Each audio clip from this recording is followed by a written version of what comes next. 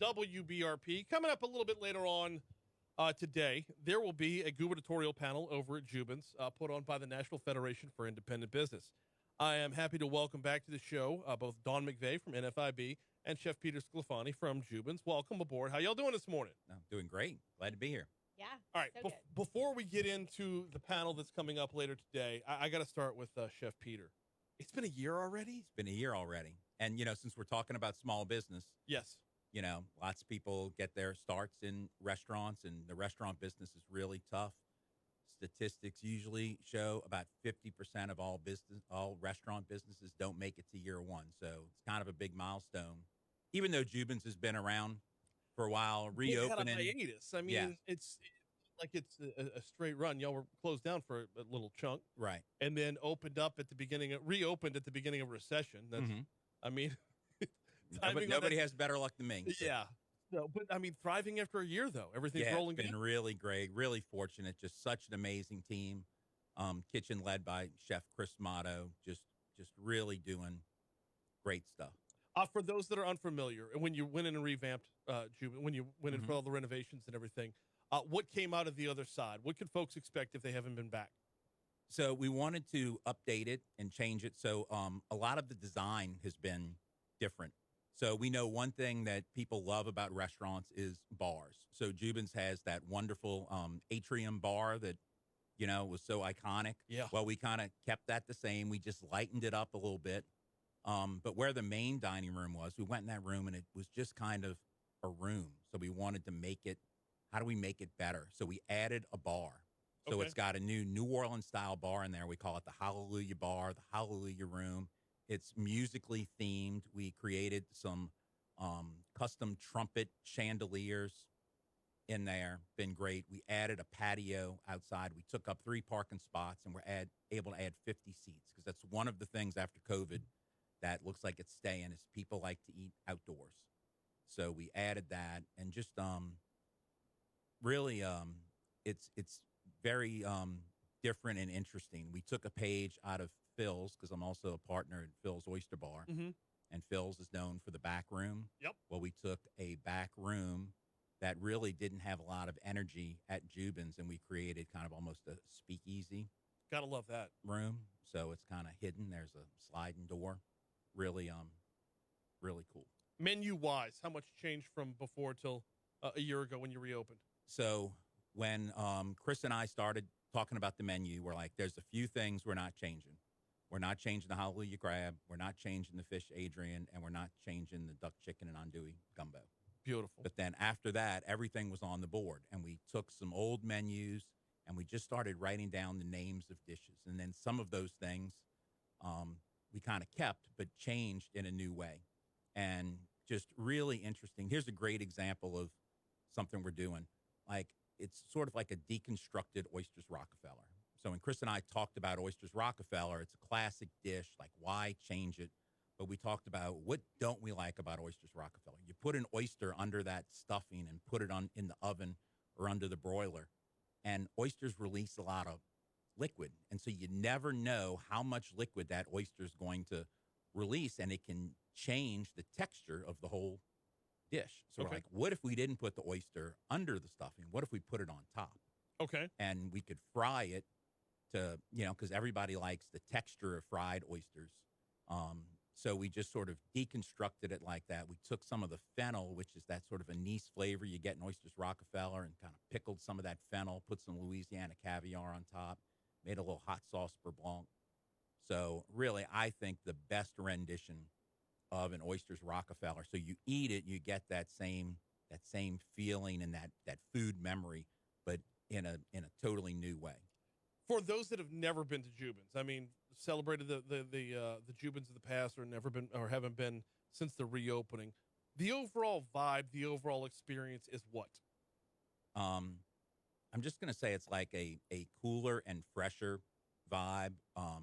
We changed the look of the place, so we wanted it that you would still come in and recognize Jubin's, but we wanted you to know we're not talking about the 40 years of the past. We're talking about the 40 years of the future. Yes. So we just think it's modern and updated and brighter and lighter. Same thing with the food. and celebrating 1 year. When is the official 1 year? Is that today? Today. That's today? That's today. Oh, fantastic. Anything going on for that celebration? Well, we're having 7 candidates I today. mean, all right. Then that walks us right up to welcoming in Dawn McVea from NFIB. All right, Dawn, welcome back. How are you? Thank you. I'm doing well. Glad to have you in studio this morning. Yeah, glad to be here. You got all 7 candidates that are official. We do. We officially, I guess it's still unofficial because qualifying hasn't happened. But Right. those that have formally thrown their names in, you got all 7 up there.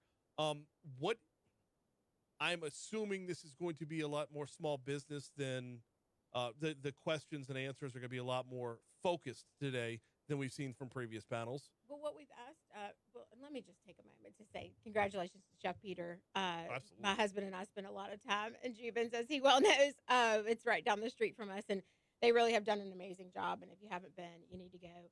Having been born and raised in Baton Rouge, I know the Jubins of the past and loved it, and it's just a really wonderful tribute to what we have now. And so, congratulations, Chef. Well, thank you. It's really Yeah. wonderful. I mean, first and foremost, for not messing with the Hallelujah crab. Yeah, Like, right. let's just right. let's bless recognize game right there. So, so today, yeah, we're partnered up with the Louisiana Restaurant Association and with the Louisiana Retailers Association. We have a lot of overlap in our membership, and then beyond, beyond those 2 areas of the economy, NFIB represents a lot of different small business owners across the state, from farmers to engineers. So we did this back in 2015. We had 4 candidates on stage, and we did it at Delarond Hall downtown. And so it's kind of funny to see where we've come and how far we've come. Now we have 7 candidates. Who would have ever thought, that we would be all still kind of trying to figure out where do we go. And so what we've asked these candidates to do is come and speak to our members about what they see as, the role of government in small business, and really how do they plan to really move our state forward beyond lip service and beyond the conversation of, oh, we need to do this or, oh, we need to do that, but really have a plan of action. It's really, we've come, I think we're right at, we've not celebrated, but have to, hit the 3-year anniversary of post-COVID. Yeah. And, 3 years ago, before that March, small business was enjoying a booming economy. Things were going quite well. And now, I mean, the drastic change is there. And so a lot of things, at the federal level, they can't control. But as the governor of the state of Louisiana, there's a lot that folks can do to impact how we go. And, you see our neighbors. You mentioned the other states that I manage. I manage Mississippi, Arkansas, Texas, Oklahoma, and Kansas. They're all figuring it out. Mm-hmm. They're all doing a great job. So it is really sad for me, especially being a Louisiana girl, to kind of see what's happened to our state the past few years. So since we're talking about, and by the way, we're talking with Dawn McVea from NFIB and Chef Peter Sclafani from Jubin. Since we're talking about, or since you mentioned the other states, how does small business compare state to state? Because it's been said so many times, small business is the backbone of the American economy. Well, that's exacerbated here in Louisiana. It's even more so here. How do we stack up with our neighbors? Yeah, you have small business owners are what's running your Main Street communities, right? So you have everything from your dry cleaner, your local restaurant, your auto parts guy. Think about whenever you're not in a major metro area, you've got to have those folks running the economy. And at the end of the day, Mississippi, smaller state, but very rural, similar in a lot of ways. Arkansas, same boat. But here they are pushing forward. I mean, huge surpluses, pushing forward with reduction of taxes, pushing forward with reforms that are going to make sense, and not talk about all these superfluous things that really don't matter to small business owners. Really, let's talk about not putting away money, into huge projects. Let's talk about how we can really drive some local economy. Look, and there's a big conversation around big business and small business and how they are symbiotic in so many ways. But we really need to have a focus on what do small business owners need to really get forward in Louisiana. Well, a lot of that's going to come around to taxes are probably going to be a big thing. Taxes. Namely inventory tax, Yep. Corporate tax, or franchise tax to begin with, but all the way up to something like ITEP, which would probably affect bigger business. But in Louisiana, especially in oil and gas, and I know we're getting away from restaurants here, but especially in oil and gas, mom and pop oil and gas is Louisiana. We're not the big dogs here. We're the ones who get the secondary benefits of something like an ITEP program. Yeah, they don't look. Our members don't really use ITEP that much. No, We've but they surveyed do them, business but they with do their business vendors with the with people who they do. service. That's Yeah. right. That's exactly right. And so that it's programs like that we're like, okay, let's figure out how to tweak the things. Let's not go creating programs that are unnecessary or that small business owners just aren't going to take advantage of. I mean, Chef Peter will tell you, I'm sure that, whenever you go through a process of a renovation and reopening a business and restarting a business like he did, you can't deal with government telling you, oh, well, I've got this program for you, or I've got this thing you want you to do. I mean, you that's what was great about the PPP process. It was pretty simple, comparatively speaking, for government, and that Right. kind of thing. So what we need to do in Louisiana is look at the things that we're doing to help and what we say we're engaging small business on and figure that out. The tax structure is obviously broken. The sales tax, obviously, sales tax collection, huge problem for small businesses. Continues to be, isn't going away, and we've got to figure out a way around that. Inventory tax, same thing. We've got to look at property taxes as a whole, and figure out what the best strategy is. When you start to look, you've got Texas looking at what we do for inventory tax, thinking that might be a good idea. And I'm like, I don't know, you guys, y'all might need to think it through. But the thing about it is that there's so many parts and pieces. So what we need to look at is Louisiana, not necessarily compare ourselves to other states, but see that our neighbors are being able to improve their situations, get ahead. What are we doing to really do that? And we just kind of get stuck in the mud. Are you and is the NFIB able to kind of copy paste replicate what we can see with our neighbors and make it work here? And is that sellable? I don't know if it is, because I think what you have to do is you have to account for the fact that we have a unique structure here, and our laws and our tax structure and everything. Everybody else is decentralized in the way that local governments don't get the money the same way. They, either get one check or they get it directly. There's all our structure with local government makes it very complicated. And then, of course, the tax structure itself. We've done a lot of good things with decoupling from the federal income tax. That's huge. I think you'll see improvements down the road with that. We just got to get the rate lower, continue to get that rate lower, because small business owners file as individuals. That individual income tax rate is important to us. The fact that we've always done it's traditionally been pitchy. Now it's getting to be every day more and more problematic. At what point? Are we going to see the straw that breaks the camel's back with this? Nope. Hang on. We're going to have to break for news. I looked up at the clock before letting you answer that. Are we the rest of that question is, are we eventually going to see the straw that breaks the camel's back that convinces us in Louisiana? No, we don't have to do everything differently than the rest of the nation, especially when it comes to competition with our neighbors, whether that be our tax structure, our tax collection structure, you name it. If it was, hey, this is just kind of how we do in the past, what is the blueprint for the future that stops us from falling further behind Mississippi? All right, we're coming up on ABC News, local news, traffic, weather. We will continue next. It is 8:30 at Talk 107.3. Yeah, Mississippi outright. Mm-hmm. Yeah. So we're still on Facebook through the break, although we don't have to, continue the conversation. Well, I mean that, and we could talk to that too. But then I know, and you've been able to create a great staff over there, because I know I see so many of the same folks, but the workforce side is, that is huge. It's just amazing what's happened to the workforce. And, besides taxes being onerous on businesses, they're passed on to the guests. But as labor has gone up and inflation and food and energy prices have gone up, then you have that 10% just about tax on top of that make people not want to go out to eat. Yeah. They have to make a hard choice. This one's not right. Am I still on screen? No? And the other thing it does, I'm just seeing your text. Sorry. It makes people not want to stay in Louisiana. So we have so many people leaving the state. Well, do you feel like our surveys show that feel like the inflation has started to kind of at least level out? I think it's leveled out. It's not. I mean, before it was just so hard to keep up, but it's leveled out. At some point, you can't pass that cost, all of that cost along. We've already hit the ceiling there, because now you're seeing guest counts drop. Your revenue doesn't necessarily drop because your prices are a little higher, but we see guest counts are dropping. That's not sustainable. So we'll talk about straw that breaks the camel's back when it comes to how we handle things like tax collection. So we'll talk about workforce issues, and then just want to kind of run down the structure of what's going to happen with the panel today.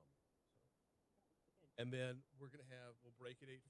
When we come back after that, I want to go back into the 1 year anniversary. Okay. Good. And I forgot to give out the address early on. So You know, if people can't use the Google machine, Right. Yeah.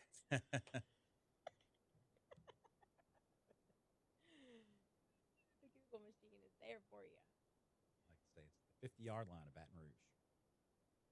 Yeah, Acadian and Perkins. That's a good way to say it. I like that. That's a good way. Well, y'all had I mean, having that parking lot is such a huge thing too. Like that's also whenever I was like, where can we have it? I'm like, working in Baton Rouge. yeah.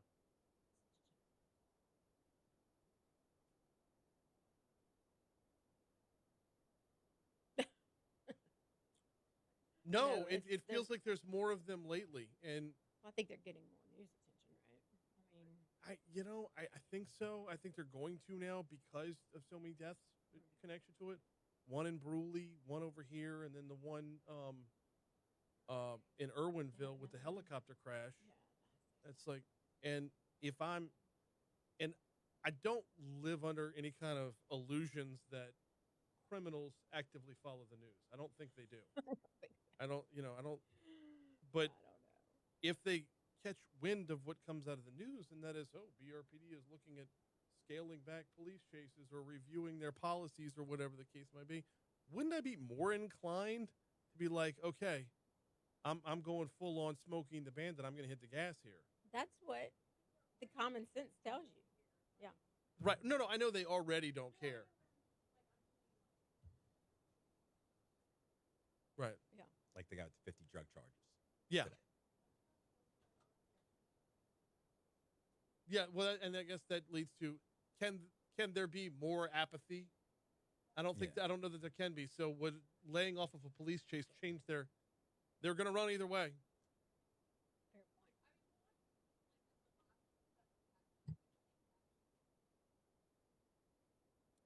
point. The one in Irwinville later that same morning.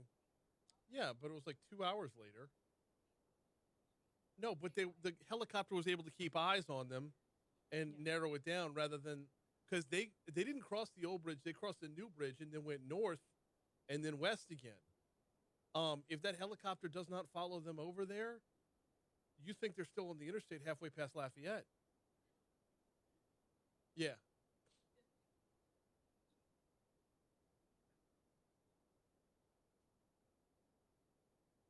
Yeah. The helicopter felt like the best idea. I mean, just are we going to allow a one-off and not to are we going to allow something that was a complete anomaly when you had these two pilots who were unbelievably skilled in what they did, and the FAA has not. I mean, they rescinded their original report about the tail rotor hitting the tree. Oh, really? Yeah, it's possible that there were mechanical problems with the helicopter before that happened, and it hit the tree on its way down, not it went down because of tree. So.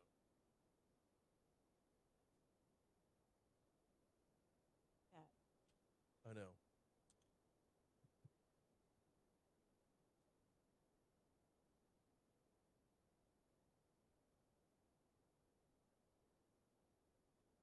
We are looking at a high of 90 degrees today. 90. Overnight low of 75. Tomorrow we'll get up to 91, and we've got a 70% chance of rain in the forecast. That chance of rain is going to stick with us all the way through Saturday, so be ready for it. We'll be at 70% tomorrow, 80% for Holy Thursday, almost 100% on Good Friday, taking you into the Easter weekend. Now, along with the rain is going to come cooler temperatures as well. So we've got a high of 77 on Thursday, 70 on Friday, 73 on Saturday, a high of 74 for Easter Sunday. Right now, we're looking at 75 degrees in downtown Baton Rouge.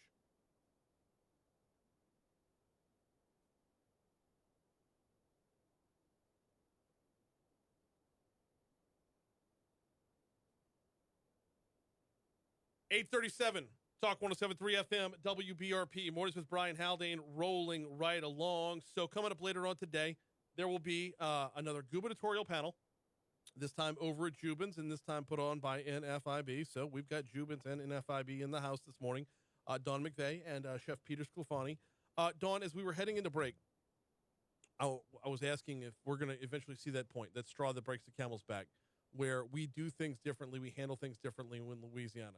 In the past, it's been kitschy. We brag on things like Napoleonic Code, but as time wears on and we start to get outpaced, and this, you'd ask Alondra, it's one of my triggers, outpaced by Mississippi.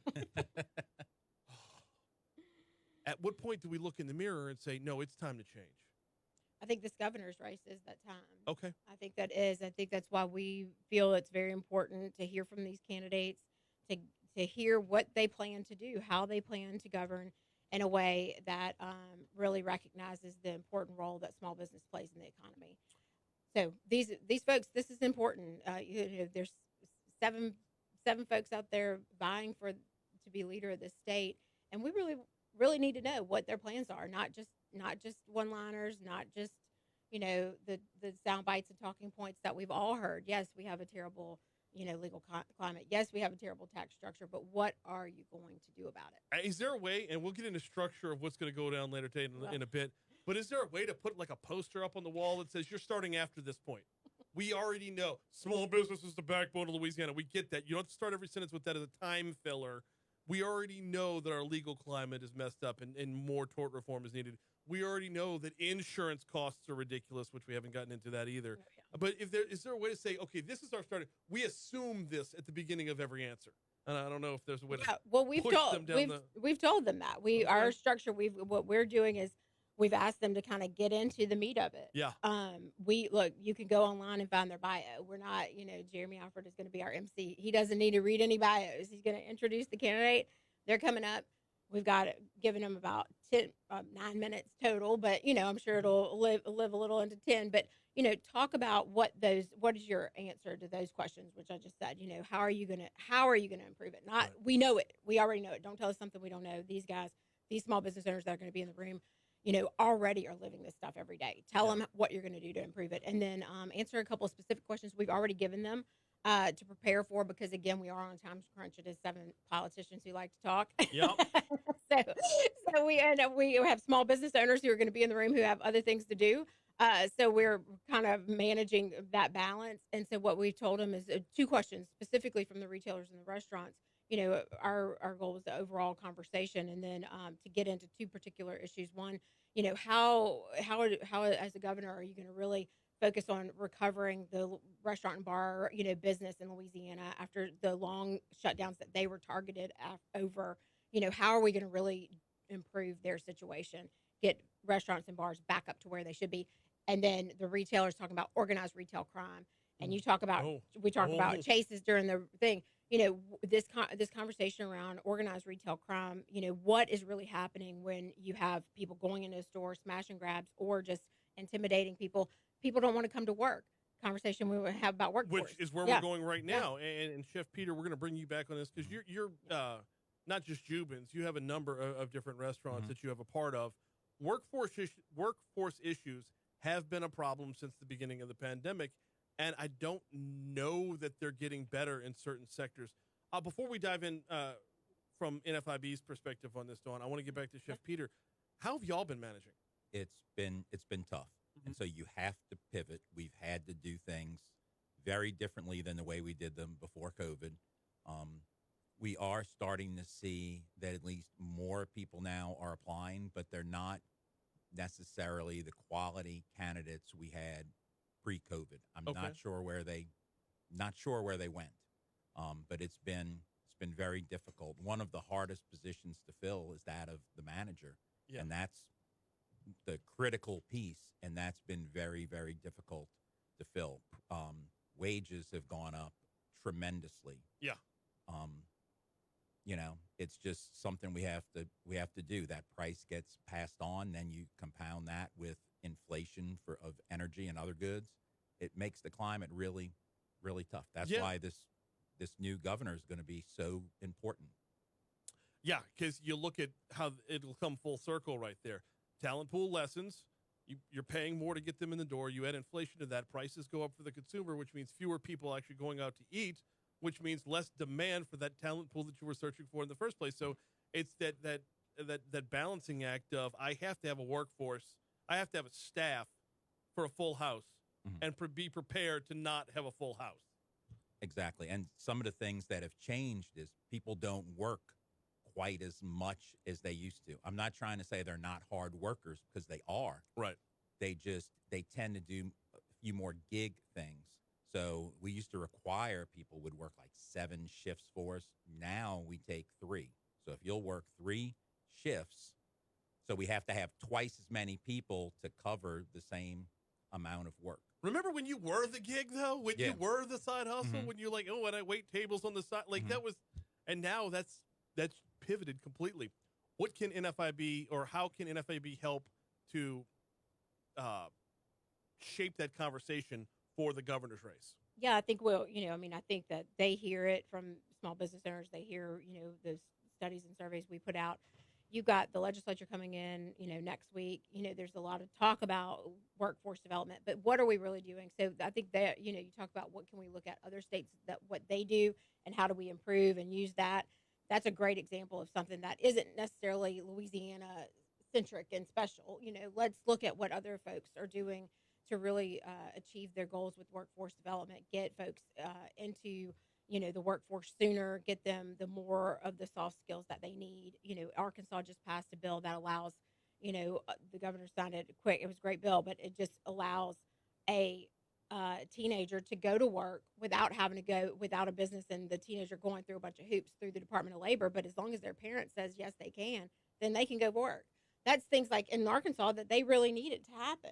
So it's like, what are we doing in that regard? What kind of red tape can we get rid of that kind of opens that up? Because the sooner folks get in and start working, the sooner they're going to get the skills they need anyway. That's the problem, is that soft skills that you're talking about. And we may need to reduce some of the owner's restrictions on people who are under 18. It's really challenging to hire them, and they would really help. It would really help, and that's what Arkansas just did. So it's things like that. That's like, it seems simple enough. So what are the real hangups? Nobody's supporting child labor. It's not what that's all about. Well, when it comes to the different issues with workforce, I'm sure minimum wage is going to come up at some point. Yep. Although, look, this is another one that I get on a soapbox about. You just heard Chef Peter a minute ago. The market is demanding more. Minimum wage is moot when it comes to this, as far as an issue is concerned. But I can't help but think it's going to be a forced issue in this race. Do you foresee it coming up today? Well, hopefully they'll address that. They won't support anything like that. And if they say anything otherwise, I think our members will kind of be a direction on how they'll end up voting in that case. I mean, unfortunately, we've been fighting the current governor for the past 7 years, and I guess we'll go ahead and finish it out this term with that fight. He is made it a campaign promise, and he has tried to do it. And luckily we have a pro small business legislature that understands that if you do that, one, you're not helping the people you say you're trying to help, and two, it's such a small number of people. Really, the people who earn minimum wage, as relates to the bigger population, is a small number in Louisiana, maybe like 5%. The last time I saw the labor statistics. The other part of it is, to Chef's point, that he's raising wages because he's trying to get people in the door. He's offering benefits that he may not have offered before because he's got to be able to get people in the door. But at some point, you can't do any more. That floor is there, whether it be wages, the cost of inflation, the cost of goods and services, the cost of energy. All those things layer up, and he can't raise his prices anymore, and he doesn't want to. He didn't want to in the first place, but you got to make the bottom line work. And here you are. So when you continue to talk about things like minimum wage, it is so frustrating. It is really frustrating to me, because it's some type of rallying cry for this governor, and certainly we need a change in that house to avoid that conversation every session. All right, you touched on it a minute ago, but I want to go a little bit more overall. The structure for today will look how? Yeah, we're just asking. We've kind of laid it out for them. Look, like you said, start from this point. Here's what we're dealing with. This is where things stand with small business. It's not a great economy here in Louisiana. We know we're struggling. We know these are the issues: workforce, lawsuits, insurance costs, all that. We've given them all that. It's been packaged up and sent to them.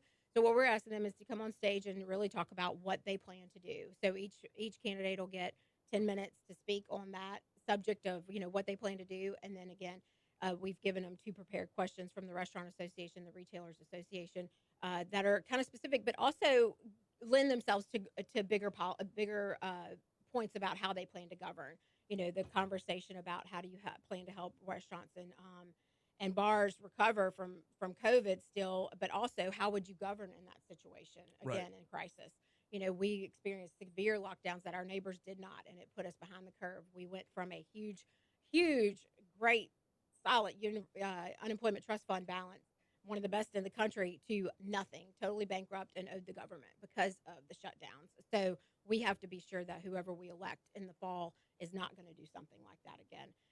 And then to the point about the retailers with the organized retail crime, really looking at things that ultimately crime in general in the major metro areas, but then also how that crime then affects your workforce, and also the cost of doing business and how that affects consumers. Your cost is going up if you have people running off with your goods and services, right? Your goods, excuse me, not services, but that's a factor. So we're asking them to come up, tell us what their plans are, and then that'll be it. There'll be no back and forth or debating or anything like that. We don't want to.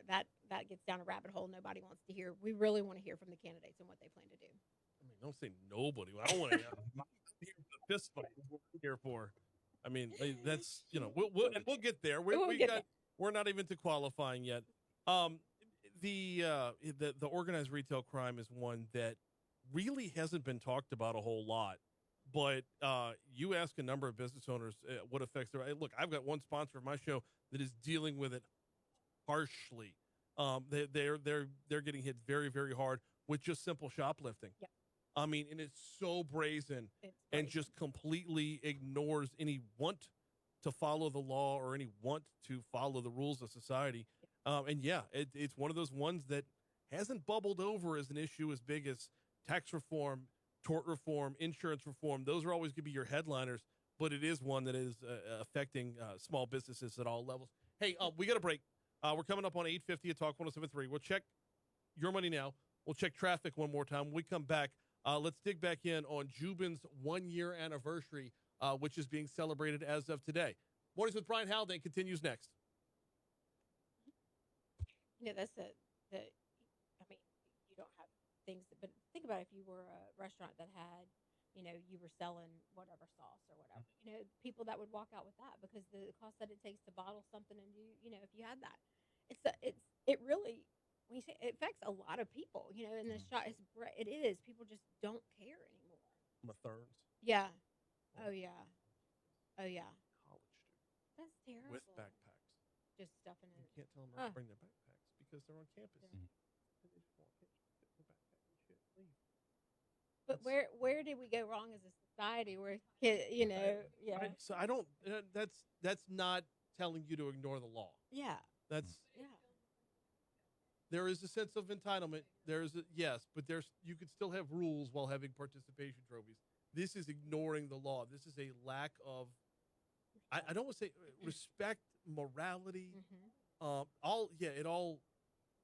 It's bigger than any one person can solve. Right.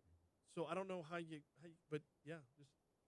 So when we have that kind of theft, we have cameras. You can, but the police aren't pursuing that. Right. There's too few of them and too much they've got other workforce crime. issues too. And so then everyone knows you just do this crime and it goes unpunished. Yeah. And so you do more of it. Strategically, that makes sense. Why would the police come after shoplifters when they're out there trying to hunt down murderers? Mm-hmm. Or hiring 87,000 IRS agents to come after. Well, that's on a federal level. I was talking local, Right. but yeah. The IRS agents is such a great example of where are you really directing your goals? Where are you really directing your priorities? And it's that kind of stuff. It's just and I compare that to the local issue of the governor wanting pay equal pay and minimum wage. They're not relevant here. You can say there's a pay gap, yeah, but everybody's paying what they can. They're managing it. They know it's illegal, whatever. But you can't. That's all that's been talked about for 8 years is, these two things that have been campaign promises that he hasn't been able to achieve. Meanwhile, we've done nothing else. People have been leaving the state in droves, and we haven't, and then we got COVID. My kids are, two of them. Right. So it's like, it's so sad. I mean, like, I think about that. I have a 9-year-old. Is he going to leave? Part of me wants him to leave. The other part of me doesn't. So, yeah, I want my oldest to leave, but not for the climate here, just to explore the world. Yeah. That factors into it as well. It steps away from the political, but it's like, yeah, it's a factor, though. Yeah. That is the factor. You do want him to come back home life whenever you want, but there's. But don't become so enamored with another location and look back here and say, well, you run that risk. That's what happens. I mean, yeah, you want them to explore the world, but when they look and see what the options are, they're like, I got like too many friends today that I live 2 houses down from the house I grew up in. Like, I don't know. I wasn't. There is, but there's a lot to be said. I mean, like I said, I'm born, raised, never left. I've traveled and seen and done, but look, I don't want to leave here. But at the same time, whenever I wake up and watch the news, I'm like, maybe I need to go somewhere else. I don't know. I was born in Metairie, raised on the North Shore, and then moved to Baton Rouge to go to LSU, and just stayed here. I got friends back in Covington that have never left Covington, never will leave Covington, and I'm like, I don't know. There's room for both sides of that. It's precious, though. I can get why they wouldn't meet. See, dog gets it. Yeah, dog gets it. West St. Tammany. I was joking with Dr. Brumley earlier about this. I've been on this anti-East St. Tammany thing. The thing is, my in-laws live in East St. Tammany. So no. I get in trouble every time I do it, but it's all fun. That was a good segment with him on the education stuff. That's not, we don't get involved in that fight because, everybody. I need to press him harder on what defines a high-quality teacher. Yeah. Because let's use St. Tammany Parish, okay? If I'm a teacher in St. Tammany Parish, I'm more likely to be at a blue ribbon school. I'm more likely to have support from other teachers. Yeah. I'm more likely to have parental involvement than I am in St. James Parish, than I am in East Baton Rouge Parish. So the output of those students are going to be A's, B's, high LEAP scores, high ACT, high SAT, versus C's, D's, low LEAP scores, low ACT, not even take the SAT. But is that the teacher's fault? If you don't have the support system around you, if you're on an island as a teacher, you're penalized for the market. Yeah. I don't know how to make that definition, which was why I asked him about, could you take a teacher out of an A school, incentivize them to go to a D school? Let's see if the results hold up there. Yeah. No, it's a fair point. Make a trade, Conversely, are you only diluting the A school to make it worse while not improving the D school? I don't know how to walk through any of that. Well, I think it comes back to, they just passed in Arkansas. Sarah Huckabee Sanders made that her priority. Huge education reform. What she did there, and they have a similar program, I believe, in Iowa. They are basically taking all the tax dollars and saying wherever the student wants to go. Competition, just like it does in restaurants. Yeah. Right. Yeah. Right. You give the parents money, let them figure it out. Right. It's their money anyway.